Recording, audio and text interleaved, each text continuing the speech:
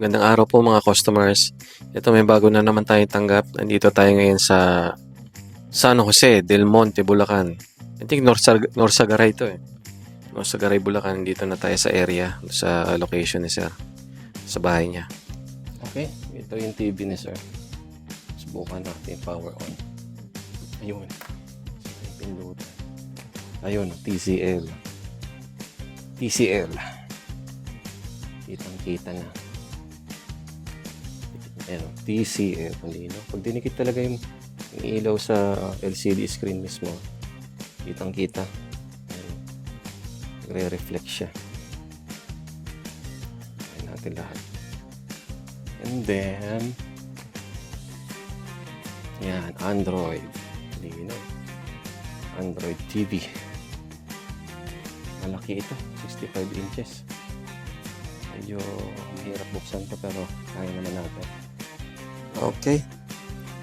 TCL 65 inches ito. Yes. Very nice. Spec check muna yung TV. It's subok.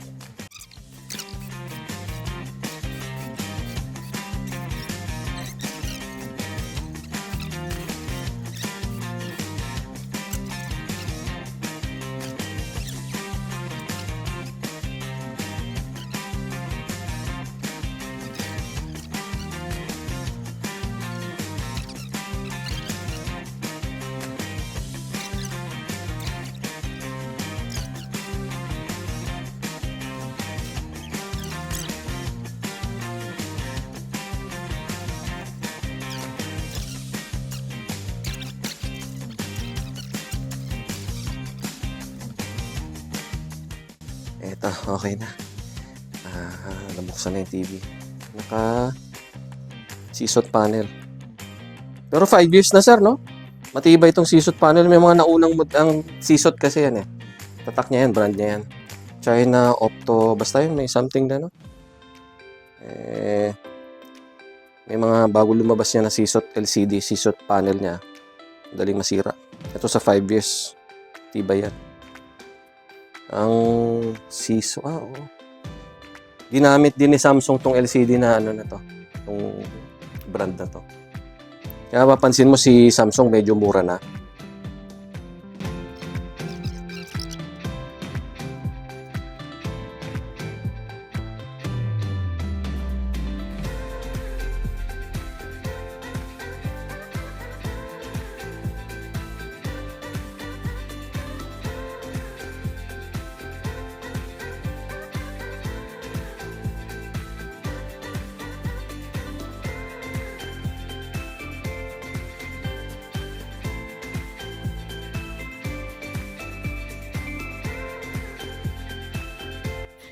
Ito naman yung paraan para buksan o tanggalin yung LCD mula sa frame niya. Nung nakaraang video ko, sinungkit ko nung baraha. Ngayon, ito. Ano to? Anong klaseng card to? Plastic card yan. Para matanggal yung pinakang foam niya sa gilid. Nakadikit na kasi sa LCD. Pag hindi tanggalin yan at pwersahin ako, may posibilidad na magabasag ang LCD. Kaya ganyan. Sinusungkit lang, ini-slide lang natin sa loob para lumuwag yung foam.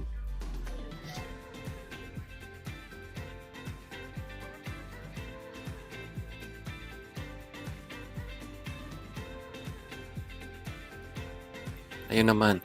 Dito natanggal ko na yung pinakang frame ng LCD. In-inspect natin itong pinakang top board niya. Tingnan natin kung may damage yung COF o tabs. COF meaning chip on film. Oo. Wala naman. Kailangan lang tanggalin itong mga clips na yan. Kailangan ingatan dahil kapag nasabit yung tabs, nasungkit, napilas, nako, goodbye. Ako na magbabayad kay sir.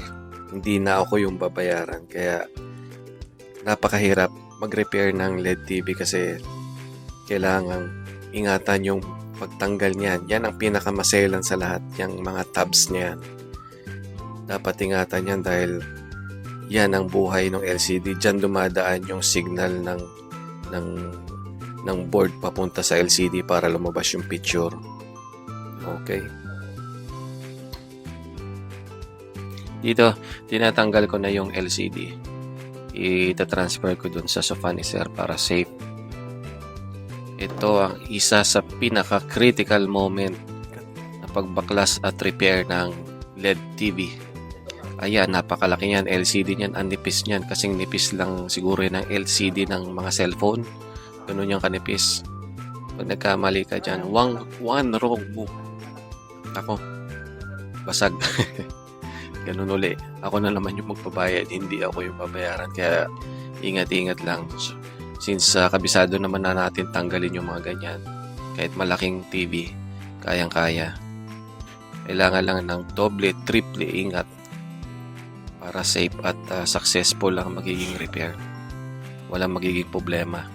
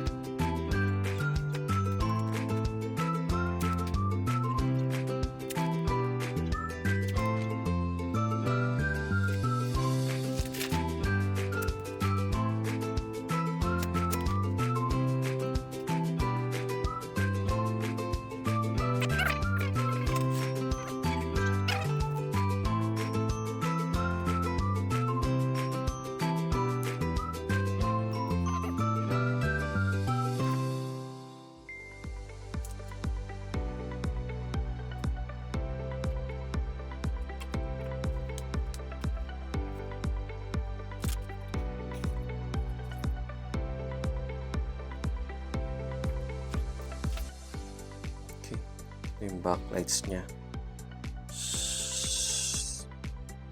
48 pieces, 6 bolts.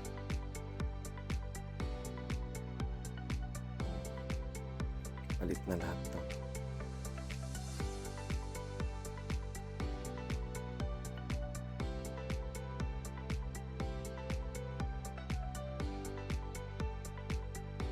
Ito, kinakabit ko na yung bagong backlights niya. Factory cut ngayon yung nilalagay ko.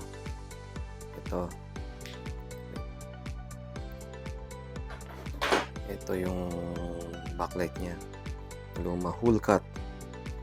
Buo ito sa atin, putol-putol na. Kumbaga universal to pero matibay ito. Parehas lang naman kasi ilaw lang yan eh. Basta parehas nung lens, nung lente, ayan o, basta parehas sila, okay yan. Parehas yung shape tsaka yung design, okay yan. Concave ang tawag dyan. Okay, nasisira ang backlight. Sa edad na rin ng backlight, 5 years na tong TV kay sir, kaya it's time na nasira na yung backlight. Isa lang actually yung pundi. Ilang piraso to, 48 pieces, so isa yung pundi. Hindi ko naman pwedeng yung pundi lang ang palitan.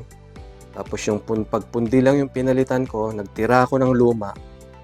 In less time, siguro ilang buwan lang, sira na naman, may mapupundi na naman kasi may natirang luma.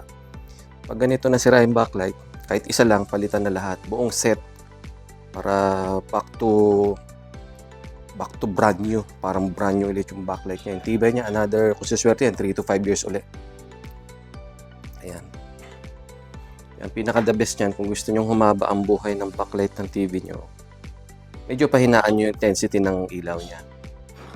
Kung up to 100, at least 50 to 60. May backlight settings po yan sa settings mismo ng TV. Hanapin nyo na lang doon kung anong brand at model ng TV nyo. Depende sa TV. Basta ka na rin yung may backlight setting o kaya brightness settings. Yan po yun. Sige. Kabit ko muna to, madami-dami pa. Ayun, dito. Nakabit ko na lahat ng backlight. Nasalansan ko na rin yung mga wires niya. Kailangan kasing i-tape para maayos naman tignan at hindi sasabit-sabit yung mga wires. Tsaka kailangan very organized tsaka malinis para dapat very professional looking at syempre dapat maayos para tumagal din yung kinabit natin backlights. Okay. Ayan dito. Tinetesting ko na yung mga backlight isa-isa. Dalawang set kasi yan eh, left and right. Ito nasa right side ito. Ito nasa left. So far so good. Okay naman na lahat. So after testing, yan. Reverse process assemble na yung TV. Linaw. Okay na. TCL 65 inches backlight. Replace all backlights. Okay na. Thank you. Time check. 7:19. Sige. Go home na. Ano? I love air, SDR. Ano? Wala nang sabihin. Okay. Tineng. Ayun na, nilalagay na oh. Ten. Kamay mo lang ha.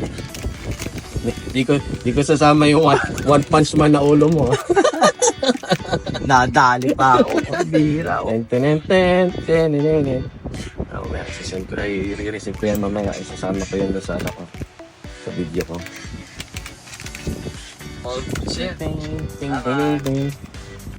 Magandang araw po, Sir Romeo. Testing na natin. Na-setup ko na ng 8-6. Bali, 8 LEDs sa 6 na strip mo. Ayan. Para pagdating dun, salpak na.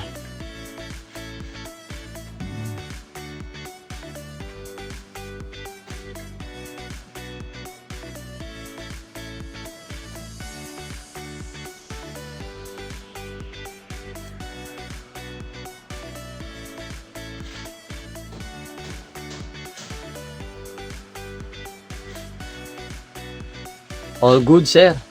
Salamat. Maraming salamat po pala sa customer ko na si Sir Chris Von ng San Jose del Monte, Bulacan. Maraming salamat sa tiwala. Kung may ganito po kayong sira ng TV o kahit ano pang sira ng TV, message nyo lang ako sa messenger ko. Nagsaservice po ako around Metro Manila and nearby areas. Salamat po. God bless.